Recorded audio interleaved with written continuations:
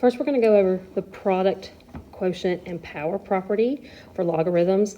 So I want to give you some examples how these tie into exponential. So we know that when we work with exponential, if we have a base that is the same, so in our first example here in pink, when our base is the same, so we have the 3 here and the 3 here, and they're being multiplied, we know that our rules tell us we have to add the exponents together.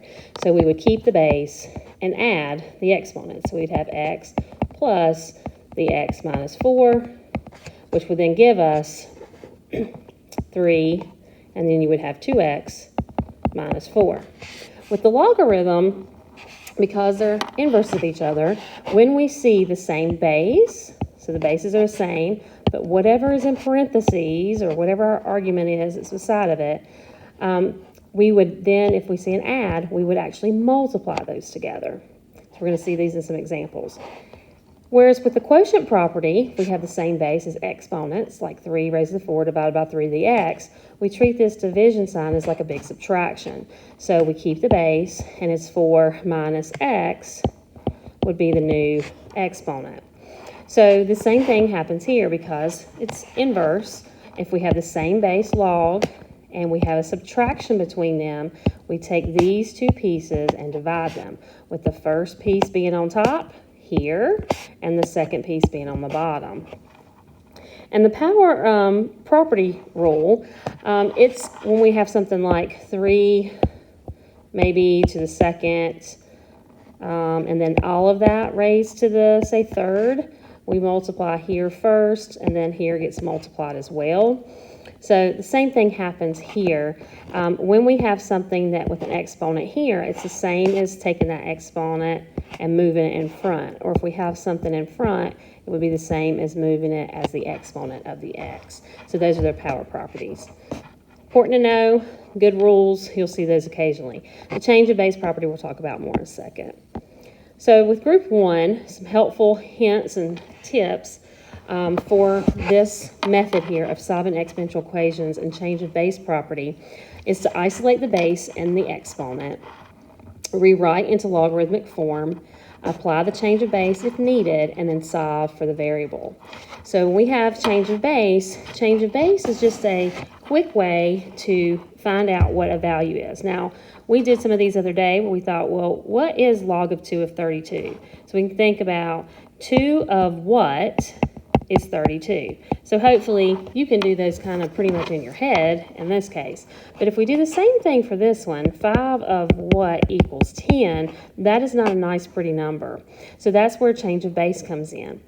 Now, if we put into our handheld calculator, there's a couple different ways to do it. And then, of course, Desmos, we could just put it in just like we see it right here, log with the subscript 5 of 10, and it'll give us the answer. Normally, we like to round these to the closest 3 decimal places, and it is approximate when it's not a perfect number. If we do it and write it out, we're taking the log of 10, so the big number here goes on top. It's kind of what's being held up, so it makes sense it's going on top. And I like to put parentheses around mine. And then on the bottom, log of 5. Okay, if we want to do that in the handheld calculator, we use our log button, parentheses comes up, we can do 10, close that, divided by log of 5, and then when we hit enter, we get our approximate answer. You can go to your math button on the calculator, and it's the one that's going to be A, the log base. When you click that, it gives you a template, so you can then put it in as 5 of 10. Now the little fancier ones, automatically when you can do a subscript pretty. So we're going to work a couple of the tougher problems. We're going to start with number 6. And we see here, the only time that we can move something and put it into log form is when the log is isolated. We've learned that previously. Or when the base and the exponent are isolated, we'll be able to move it. So that was our first step here, isolate the base and the exponent. Well, in number 6, we can see that it's not isolated. We have a 7 here, and then we have a negative out front. So we got to take care of that. So we would move our 7 over first by subtracting it. So we would end up with negative 5 raised to the 2x minus 1. A lot of times I'll put parentheses there just to keep it clean and neat. Equals, and then I would have a minus 7 and a 4, so I'm going to get a negative 3. Now, I have this negative out front. I don't want to deal with that as a negative base. That's not something we want to have. That's something we can't have, actually, in our log. So we want to divide by a -1 or multiply by a -1 to both sides. And when we do that, so you can kind of think of what's happening. We can multiply by a -1 or divide by a -1. We are getting rid of that negative sign. So this returns to 5. 2x minus 1 equals a positive 3. Now, once we're in that form, we can now move it to log. So we say log, our base is 5, of 3 is equal to 2x minus 1. Now, this is where we can use that change of base situation. So if we're doing it with a handheld calculator, we can put this in and get a value here. Now, I know I'm going to have some other stuff to happen, so what I like to do is go ahead and move everything over and isolate the x. So I would have log base 5 of 8, and then I know I'm going to be adding 1, and then the whole thing is going to be divided by 2. You can put that into your calculator all at one time. Once you do the log of 3 divided by the log of 5, if you do change of base, you would get about 0.683, and then you add your 1, of course, and then divide by 2. You're going to get x is approximately, and I'm going 3 decimal places here, so we get that as our final answer. Okay. So for number 8, we have a lot of other pieces. One of the biggest things people want to try to do is multiply here, and you do not want to do that. That would change the base, and we don't want to change the base. We want to isolate the base and isolate with its exponent, so we don't want to do that. So we're going to move over the 8, so plus 8 on both sides, and we end up with 8, 10, and I'm going to again put that in parentheses, keep it all nice and neat, would equal 67. Then I still want to get my exponent, my base alone. So I'm trying to get this piece here and this piece alone. So right now it's being multiplied by an 8. So I'm going to divide both sides by an 8. So I wrote that incorrectly there. That should be a 67, not a 66. Here we go. All right, and then so I'm going to divide by 8, and I would end up with 10, again, raised to 7x minus 6 power, and then 67 eighths. Leaving it simple because I'll have a crazy number trying to raise a decimal. Then I can write this as a log. So log base 10 of 67 eighths would equal to 7x minus 6. And then, of course, I'm going to move over to 6 and divide by 7. So I can kind of write this all as change of base if I'd like. Log base 10 doesn't even really need to be there because that's a common log. You can leave it there if you want. If you wrote this as change of base, it would look like this, log of 67 eighths divided by log of 10. And we put that in our calculator and you get a value. And then we would have to be adding 6 to that, and then the whole thing would be divided by 7, and that would give us our x. So that's kind of what's going in our calculator. Using parentheses is going to help. Desmos is awesome, and it will pop out your answer, which is roughly 0.989. For group 2, your goal was to solve the logarithmic equations. A lot of times these are kind of embedded after we do some changing, so sometimes they're not as explicit as on this paper. But there are some steps. We want to isolate the logarithm, just like we do in the previous one where we isolate the base and its exponent, and then we want to rewrite it in exponential form. We want to solve for the variable or variables. Most important with this one is you have to check your answers.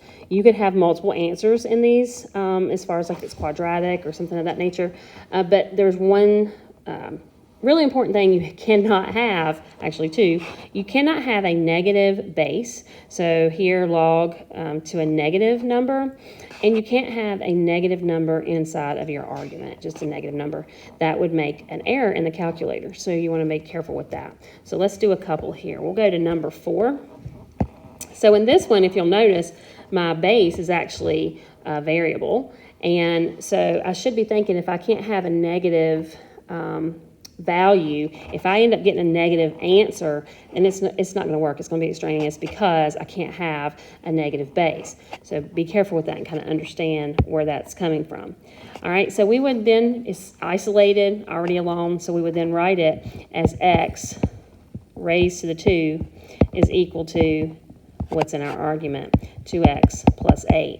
Now here, if we notice this is an x squared, so we should think this is a quadratic. And so to solve quadratics, because we're trying to find what the x value is worth, we have to put everything equal to one side, equal to 0. So x squared minus 2x minus 8 would equal 0 on one side. Then I would need to factor. So square root of x squared is x, in my two bubbles here, and find a number that multiplies to negative 8 and adds to negative 2, and I would have negative 4 and positive 2 equaling 0. You would set each piece equal to 0, so x minus 4 equals 0, and x plus 2 equals 0, and then solve. So we have x equals 4 and x equals negative 2. Now, you would plug these back in to make sure it actually works. So what I mean by that is when you plug in the value here, let's pick another color here. So we would have log base 4, 2 times 4 plus 8 should equal 2. You could put this in your calculator. If it doesn't equal 2, then it's not working. If you put a negative value in for x, it's going to be a negative base, and that is a no-no. So this one is extraneous, and this is our only answer here. Number 5, we have the same type of situation. However, we have a negative number out front. Now, we could use the power and move it here and get something to the negative 6, but then that changes that to a crazy-looking fraction, and we don't want to do that. So we want to make things a little easier for ourselves. So we are going to divide both sides by negative 6. So when we do that, we get log base 3 of x minus 3 is equal to negative 24 divided by negative 6 gives us a positive 4. Now it's isolated, write it in exponential. Base 3 raised to the 4 would equal x minus 3. Then, you can use your calculator, of course, 3 to the 4th power gives us 81 equals x minus 3 plus 3 on both sides, so you get x equals 84. This log is already isolated. We notice that it has nothing written here, so we know that's a base 10. So 10 raised to the 2nd power is equal to the x plus 10 over x minus 1. 10 squared would give us 100, so 100 here, and x plus 10 over x minus 1. To get rid of that x minus 1 on the bottom, we can think about multiplying the whole thing by x minus 1. That would clear that bottom, and it also would make us have 100 times the x minus 1 would equal x plus 10. Distribute out, 100x minus 100 would equal to x plus 10. Combine like terms, getting x's on one side and your constant on the other, so you would have 99x equals to 110. Divide by 99, so x equals 10 ninths. And that would be your final answer. Group 3's job was to find how to solve exponential and logarithmic equations with like bases. Now, there is one really important thing you should know. If the bases are the same, then the exponents are equal to each other, and that works for exponential or for logs. And so I've kind of broke this down into two step procedures. So for exponential, we're going to check for the same bases, and we're going to simplify exponents if needed, and then we're going to cancel out the like bases and set the powers, the exponent areas, equal to each other and solve for the variable. Or with the logs, we'll cancel out their logs and their like bases, and then set those material that's in the parentheses equal to each other. We'll again solve for the variable, and on this one we have to check for answers because we cannot have a log with a negative number base or a log base of a negative number. So let's do number 1. It's very simple and straightforward. We can see that we have like bases. We got 2 and 2, so they cancel out, and what is left is equal to each other, and we set it equal to each other and solve. So we would end up with 2 is equal to x. All right, let's look at number 5. This is where we pull in a rule. Notice when we see we're multiplying here, if you look up in your rules there, that's the same thing as if we if this was logs, we would think about, oh, multiplying is like adding. Well, this is what we do with exponents. We've got like bases, and we see multiplication, we add these exponents. So we can rewrite this as 2, a negative 3p plus 2p would just give us a p, a negative p, equals to 2 to 2p. And now our bases are the same. We'll cancel those out, and we have a negative p equals 2p. We want to put our p's on the same side, so we would end up having 0 equals 3p. Divide by 3, divide by 3. Anytime 0 is divided by something, we're going to get 0, so p equals 0. Always, you can plug it back in to make sure it actually works and that they do equal each other. All right, let's look at number 8. So 8 is with logs. So same thing with exponential. If they have like bases, we cancel out those bases. So log of 7 and log of 7, if we were to move log of 7 over and log of 7 over, they cancel each other out. That's why we're able to cancel them out when they're like bases on opposite sides of the equation. So what we have left is 4k minus 5 is equal to 2k minus 1.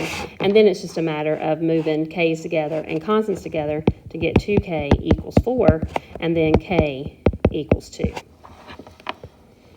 All right, number 10 is probably the most intense one on this page, so let's talk about this one. Notice that we do have the same log base here.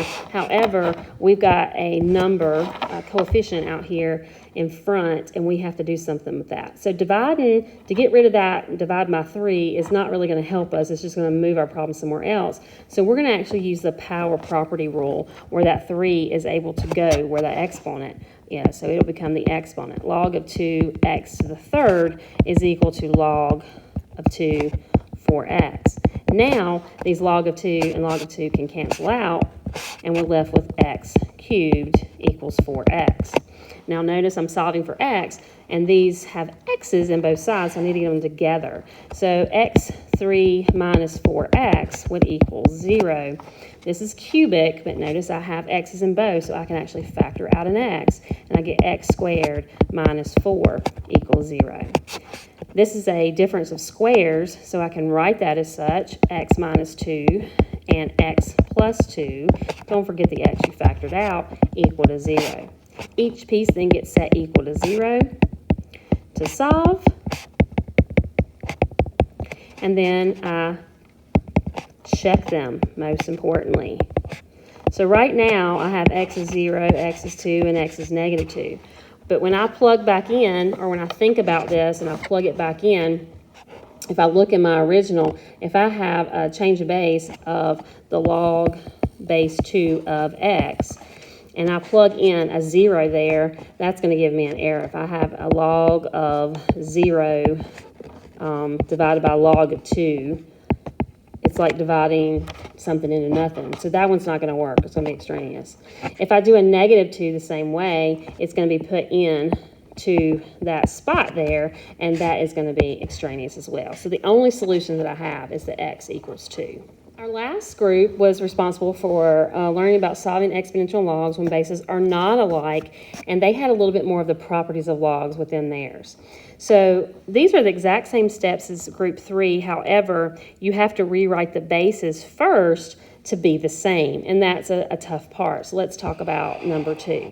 So with this one, we have the base of 4 isolated with its exponent, but it's not going to be easy to write that as a log per se. Now, we could try. We could do log base 4 of 1 is equal to 2x plus 3. This one's a pretty easy one to do.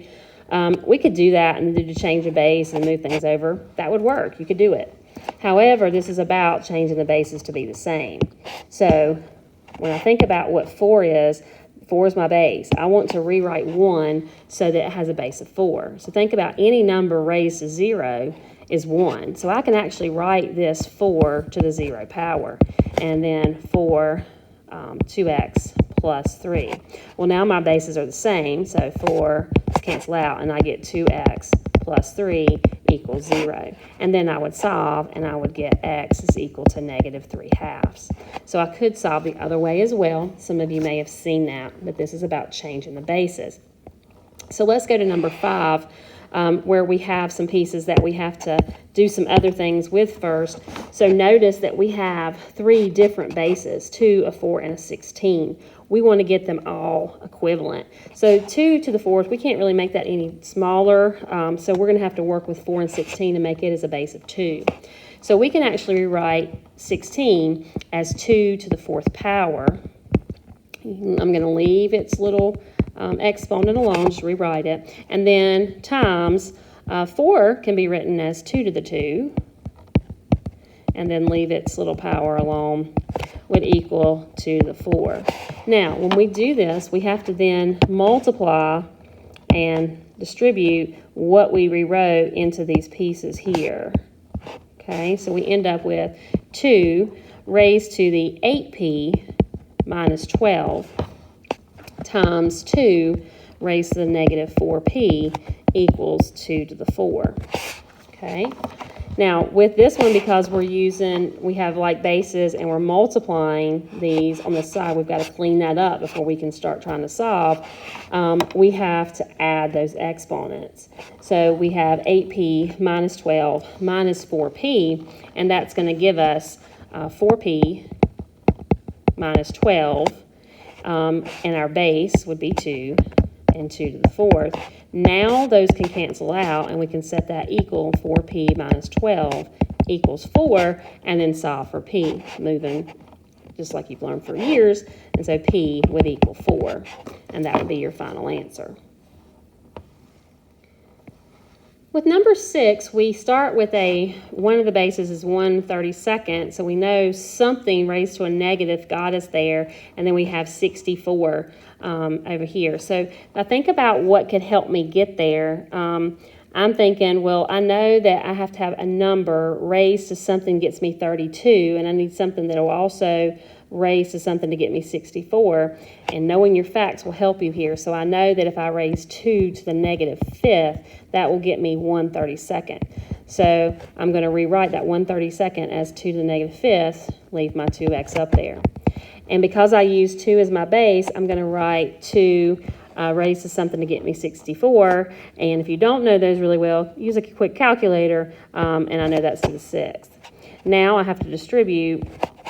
So I have 2, a negative 5 times 2 gives me a negative 10x, and then I'm going to equal 2 to the 6. Now my bases are alike. I can cancel them, set the exponents equal to each other, and then solve, and I would get x equals a negative 3/5, or if you used a calculator, you might have gotten 0.6, same thing. All right, let's look at number 8.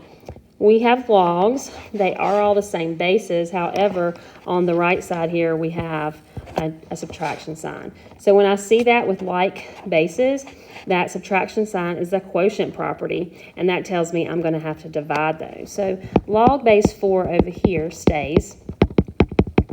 And then we have log base 4, and then this piece here and this number here are going to be my division.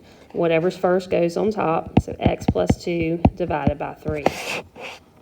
All right, so now I have them combined, and my bases are the same on each side. I can cancel them out and then set equal what is left to each other. I have an exponent of 3, so I'm going to multiply both sides by 3, and that ends and gives me 6x plus 3 is equal to x plus 2, and then move things over. I would have 5x equals negative 1, and then divide, I would have a negative 1/5 for my answer. This one here, again, we have unlike bases. We don't even have the same bases on each side. So this one's a more complex where we have to change them. So I have a log base 2 of x, and then I have a log 8 of 4x. So I need to write it so that all of them have the same log. Well, log 2 is pretty simple. I can't really go much smaller than that because I can't go a negative number. So I'm going to change this right side to have log base 2. So the way I do that is I'm going to just write log of 2 and log of 2, kind of like in a change base form. But what goes on top is still my 4x, and what goes on the bottom is my 8. So normally we put log base 10 and do the change of base, but because we want to go to log 2, that's why I chose log 2. So then I can use my calculator to help me from that point, and if I do log base 2 of 8, then this bottom denominator is actually going to equal a whole number, which is very nice. So this actually would stay log 2 of x. This is log 2 of 4x. And when I simplify the bottom, it actually turns to a number. which is 3, just by putting it in the calculator. Now here, and with Desmos, it would help very quickly to get a whole amount, but we're trying to get it so we can, get rid of the like bases. So we're trying to get it simpler. So when I want to get rid of this 3, I'm going to multiply both sides by 3. And when I do that, I end up with 3 log to x equals log to 4x. Now, I want to cancel those log 2's, but now I got this pesky 3 sitting out here, so I'm going to use the power property, and I have log 2 x to the third equals log 2 of 4x.